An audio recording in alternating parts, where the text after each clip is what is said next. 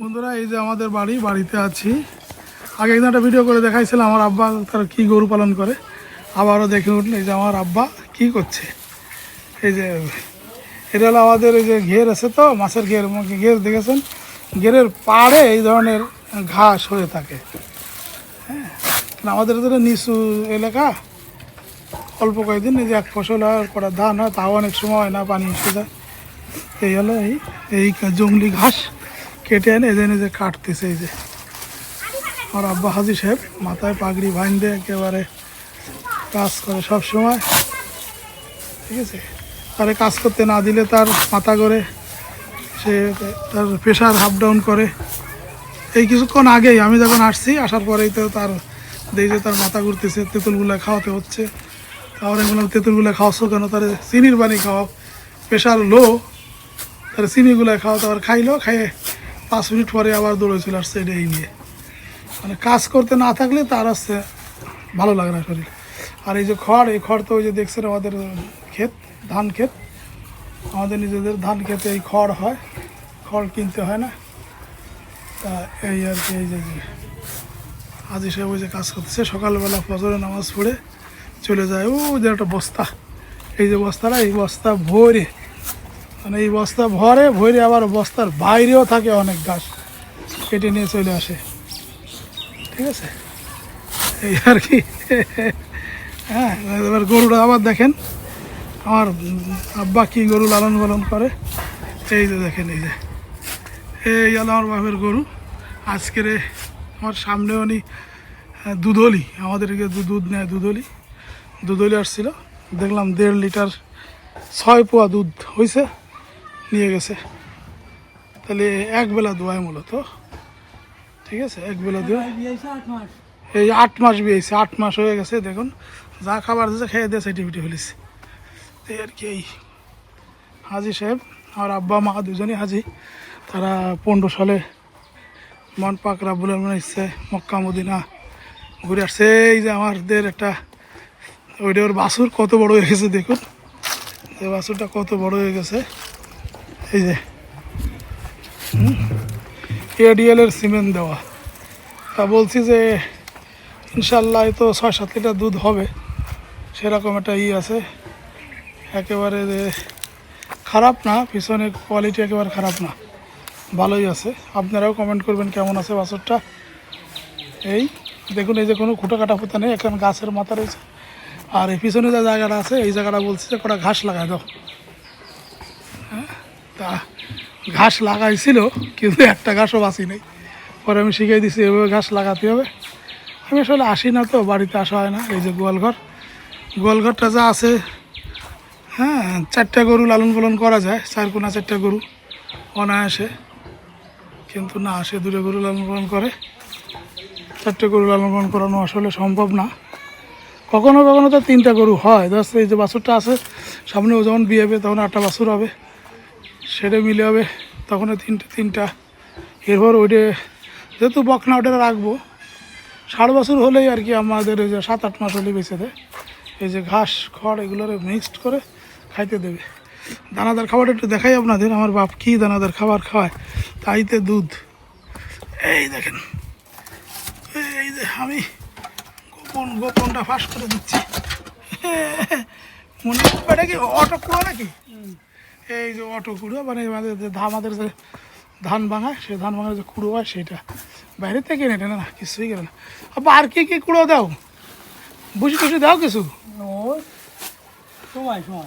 হ্যাঁ, ওই কি বলে ভুট্টা ভাঙা দিছো কোনো দিন? দিছি ভুট্টা ভাঙা। হ্যাঁ, কবে দিছো? ওই জন্য বিয়াইলো শুনি। ও তখন দিলে ভুট্টা ভাঙা। এখন ওই যে ওকে তো গাভিন, এখন একটু ভুট্টা ভাঙা, একটু ভুসি, ওর পর পেটের ভিতর আর একটা গরু আছে, বেড়ে উঠতেছে, তো 2টা মিলে একটু বেশি খাবার দিতে হয় না? হ্যাঁ, আমি একটু গাছ দিচ্ছি বেশি। খালি ঘাস দিলে হবে নাকি? ওর তো একটু ভুসি টুসিও বাড়াতে হবে তো, তাহলে ওর পেটের ভিতর একটা। কয় মাস গাভিন ওটা? 3 মাস। ও 3 মাস, তাহলে ঠিক আছে। এই যে ঘাস, এটা কি ঘাস কয়?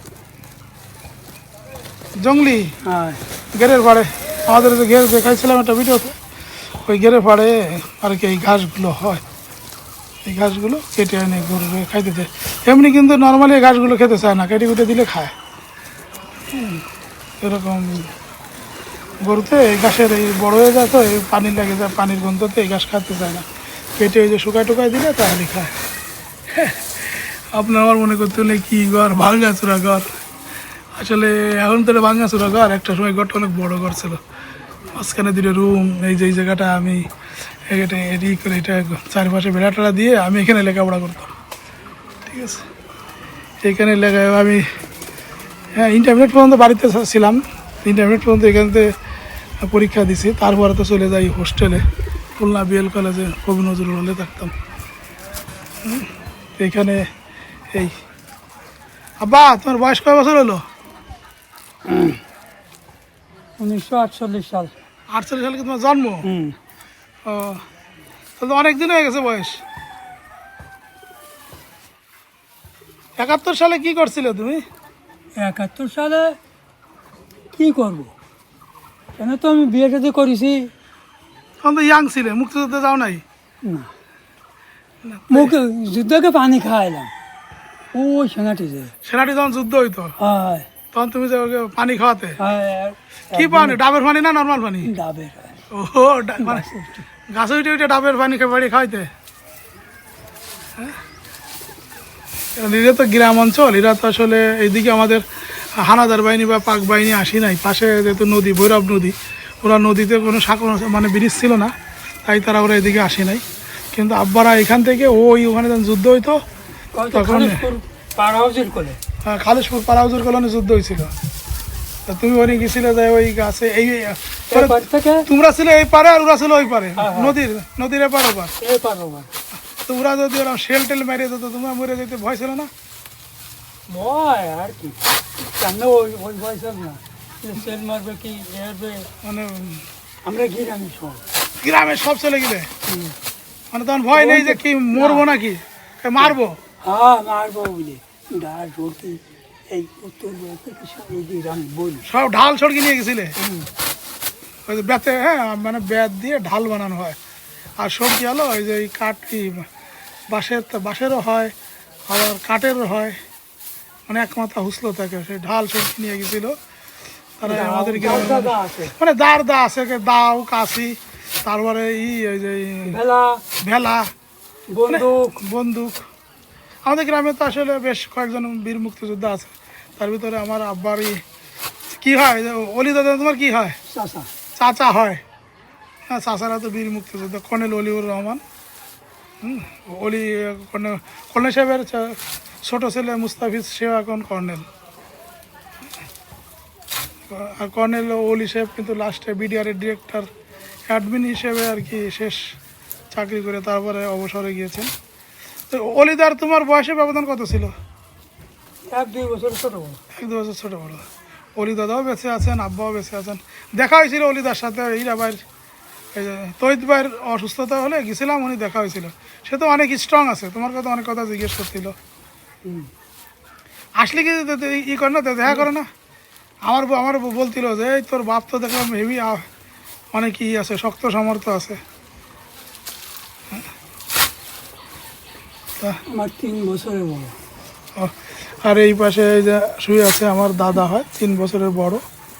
উনি আমাদের বাড়ির বংশের সব শিক্ষিত মানুষ ছিলেন। প্রথম তিনি ইন্টারমিডিয়েট পাস করেন, আইকম পাস করে তিনি তহসিলদার ছিলেন, নাভি চাকরি করেছিলেন দীর্ঘ বছর। অনেক বয়সকে তিনি এই ডিসেম্বর মাসে ইন্তেকাল করেছেন, যে তার কবর। আপনারা সবাই আমার দাদার রুহের মাগফিরাতের জন্য দোয়া করবেন।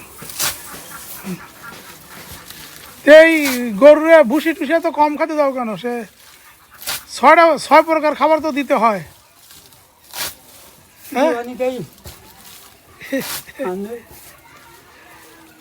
এই যে গমের ভুসি, ভুট্টা ভাঙা, তারপরে সুলা দিতে হবে, এরপরে খোল দিতে হবে, তারপরে যে দুধের গরু ডিসিপি গোল্ড দিতে হবে।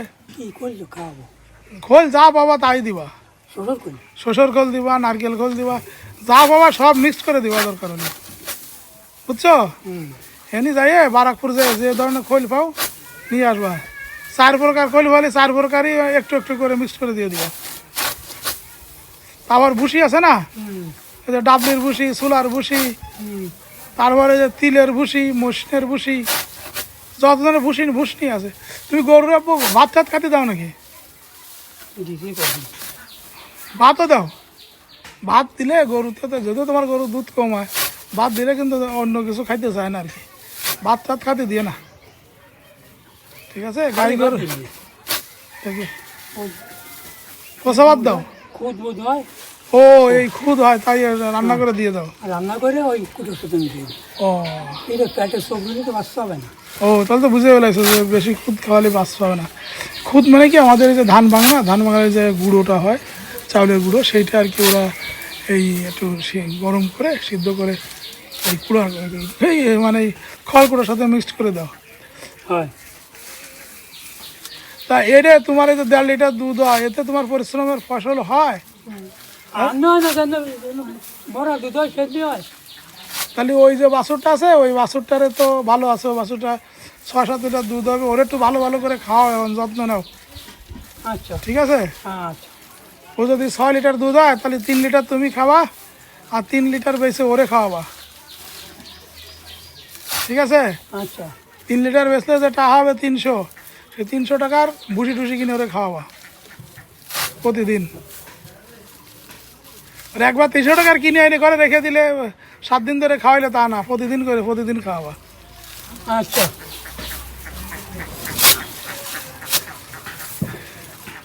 আজান দিয়ে দিয়েছে, নামাজ পড়তে যাবে না? যাবো, এই তো হয়ে গেছে ব্যাটা। এটা কি গরু খাওয়া, এটা কি ডাইরেক্ট এভাবে দিবা নাকি সাথে আবার বিষে টিসে দিবা কিছু ভুসি টুসি? এই যে কুটো আর কিছু চাও না, তারপরে একটু পানি দিলাম। ও পানি। এই যে মাসাল্লাহ ওই যে গোয়াল ঘর, আমার বাবার জন্য আব্বার জন্য সবাই দোয়া করেন। হাজি সাহেব, হ্যাঁ, এই যে আমার বাড়িটা একটু দেখাই। এইটা এই যে ঘরটা দেখছেন, এই ঘরটা কিন্তু একটা সময় আমরা যখন ছাত্র বয়সে আমরা কিন্তু 5-6 ভাই বোন, 6 ভাই বোন এই ঘরেই আমরা লেখাপড়া শিখেছি, মানুষ হয়েছি। এটা হচ্ছে আমাদের রান্নাঘর, আর এইটা হচ্ছে আমার বাপের স্বপ্ন ছিল একটা বিল্ডিং দেওয়া। আমি চাকরি বাকরি করে প্রথমে এই আমার বাপের জন্য এই বিল্ডিংটা দিয়েছিলাম। এই যে ওই ভাষাতে একটা ব্রিজ আছে, খাল আছে, আছে মাশাআল্লাহ, আব্বা খুব ভালোই আছে, সুখে শান্তিতে আছে। আমাদের ঢাকায় গেলে থাকতে পারে না, ছটফট করতে থাকে। এই যে ওই যে আর 5 ওয়াক্ত নামাজ পড়ে তো। বাড়িতে গাছপালা আছে কিছু, ওই যে আম গাছ আছে, পেয়ারা গাছ আছে, সবেদা গাছ আছে, ওই যে পেয়ারা গাছ আছে। এই পেয়ারা গাছটা পেয়ারা খুব মিষ্টি। আমার ওয়াইফ, আমার ছেলেমেয়েরা আসলে আমার ওয়াইফ নিজে ওই ছাদ দিয়ে গাছ উঠে যায় যেহেতু ছাদের পরে গাছটা, ওখান থেকে এই করে। আমাদের ওই যে নারকেল গাছ আছে, বড় হয়ে গেছে, বলছি নারকেল গাছগুলো অনেক বড় হয়ে গেছে, এখন নারকেল পড়া যায় না, গাছগুলো কেটে দাও। মাশাআল্লাহ ওই যে আমাদের আম গাছে যথেষ্ট পরিমাণে আমের গুটি ধরেছে। আবার এখানে একটা গাছ ছিল এই যে আমাদের পাশে, এই যেটা ঠিক মতন হয় না, এই জন্য আমার ভগ্নিপতি এসে কালকে কেটে দিয়ে গেছে, ডালপালা দিয়ে এনে ফাঁকা করে দিয়েছে, ভালো হয়েছে। হ্যাঁ, এখানে যে আবার একটু গাছপালা আছে। ওই যে আব্বা, আমি চলে আসছি আজকে ঢাকায়, ভালো থাকো।